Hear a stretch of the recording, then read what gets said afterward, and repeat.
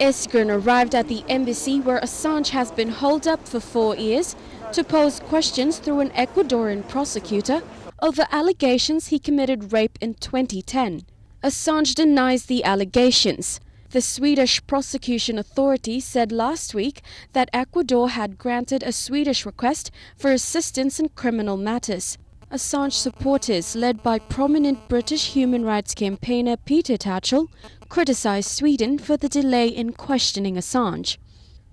The question we have to ask is, why have the Swedish prosecutors taken so long to come here and ask him those questions, even though they were rebuked way back in 2014 by the Swedish courts? After enraging the US by publishing hundreds of thousands of secret US diplomatic cables, Assange sought refuge in the embassy in August 2012 to avoid being extradited to Sweden over the rape allegations. The 45-year-old Australian has refused to go to Sweden for questioning, saying he fears further extradition to the United States, where a criminal investigation into the publication of secret documents by WikiLeaks is ongoing.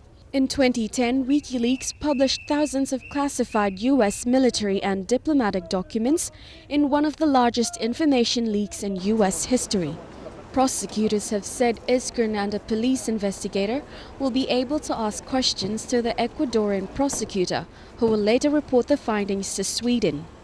A Swedish appeal court decided in September to uphold Assange's arrest warrant, saying a strong public interest argument outweighed a case to set it aside based on the lengthy deadlock and a previous lack of motivation in pursuing the case. Assange's request to have the warrant overturned came after a UN panel in February likened his stay at the Ecuadorian embassy to arbitrary detention, that he should be released and compensated. If Sweden drops the investigation, however, Assange could be arrested for breaching bail conditions in Britain.